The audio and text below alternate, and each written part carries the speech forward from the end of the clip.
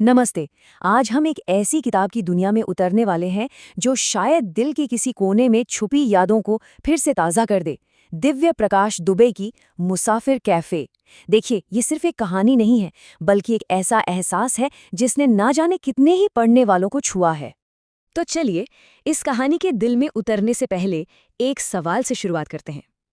क्या हर प्रेम कहानी का अंत वही होता है और वो हमेशा खुशी-खुशी साथ रहे? ये किताब इसी एक सवाल की बहुत बहुत ही गहराई से पड़ताल करती है। अच्छा, अगर आप इस किताब के बारे में ऑनलाइन खोजेंगे ना, तो एक बड़ी दिलचस्प बात सामने आएगी। आपको अलग-अलग किरदारों के नाम मिलेंगे। कोई कहेगा ये अमर और श्रुति की कहानी है, तो कोई कहेगा चंदर और सुधा की। पर ये कोई गलती नहीं है।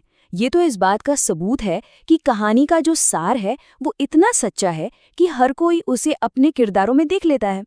तो चलिए, इन सभी अलग अलग नामों के पीछे जो एक कॉमन आत्मा छिपी है उसे समझते हैं, उस कहानी को जो इन सभी के दिलों में एक साथ बसती है। देखिए, कहानी का जो सबसे बड़ा टकराव है वो यहीं से शुरू होता है। एक तरफ है प्यार, सपने और जिंदगी को एकदम खुलकर जीने की चाहत, और दूसरी तरफ है प्रैक्टिकल दुनिया की मांगे, एक सिक्योर फ्यूचर, फाइनेंशियल सिक्योरिटी और ढेरों जिम्मेदारियां। और ये टकराव किरदारों की जिंदगी में उतरता कैसे है? जैसे अमर, जिसने बचपन से पैसों की तंगी देखी है, वो काम में इतना डूब जाता है कि श्रुति के लिए वक्त ही नहीं बचता। और वहीं चंदर, वो सुधा पर शादी के लिए दबाव बनाता है क्योंकि उसे लगता है कि रिश्ते को एक नाम देना बहुत जरूरी है। और दोनों ही मामलों में प्यार धीरे धीरे एक एहसास से ज्यादा एक बोझ, एक जिम्मेदारी लगने लगता है। और इन सारी कहानियों का, इन सारे जज्बातों का गवाह कौन है? एक कैफे, मुसाफिर कैफे। ये सिर्फ कहानी का कोई बैकग्राउंड नहीं है, बल्कि अपने आप में एक बहुत ही अहम किरदार है। सोशियोलॉजी में ना एक कॉन्सेप्ट होता है थर्ड प्लेस, यानी तीसरी जगह का। मतलब एक ऐसी जगह जो ना हमारा घर हो और ना ही हमारा ऑफिस। एक ऐसी जगह जहां हम अपनी असल पहचान के साथ रह सकते हैं, बिना किसी उम्मीद के बोझ के। और ये मुसाफिर कैफे किरदारों के लिए वही तीसरी जगह बन जाता है। तो ये कैफे क्या है? ये एक पड़ाव है, एक सेफ हेवन, एक सुरक्षित पनाहगाह। इसकी दीवारों पर न जाने कितने मुसाफिरों ने अपनी यादें और अपने किस्से छोड़े हैं। ये वो जगह है जहां किरदार अपने आज और अपने कल का सामना करने की हिम्मत जुटा पाते हैं। तो ये कैफे और ये किरदार हमें आखिर सिखाते क्या हैं? चलिए, अब किताब के सबसे गहरे हिस्से पर आते हैं, इसका फलसफा। ये कहानी हमें प्यार, जुदाई और आगे बढ़ने के बारे में क्या सिखाती है? किताब हमें सिखाती है कि सच्चा प्यार हमेशा साथ रहने में नहीं होता।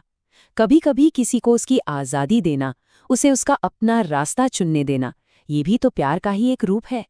एक दूसरे को एक बेहतर इंसान बनाने में मदद करना, और फिर अपनी अपनी राह पर आगे बढ़ जाना। लेकिन कहानी यहीं खत्म नहीं होती। लेखक हमें एक और बड़े ही पावरफुल विचार से झकझोर देते हैं।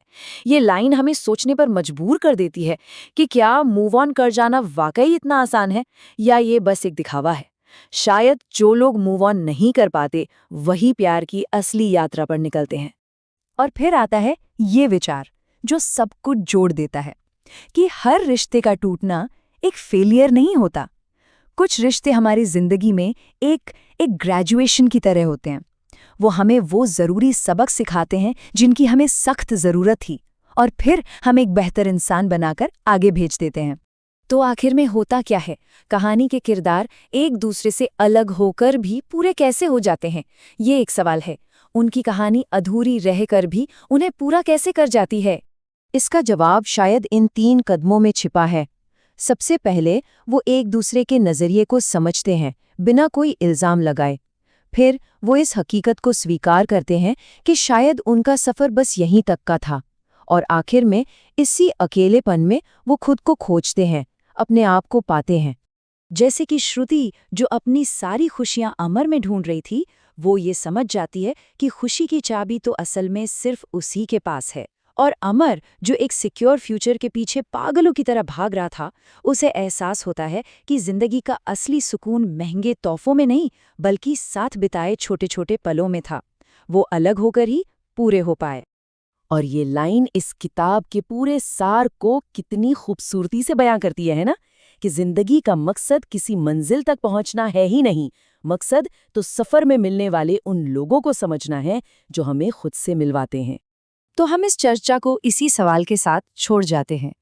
हमारी जिंदगी का वो मुसाफिर कैफे आखिर है क्या?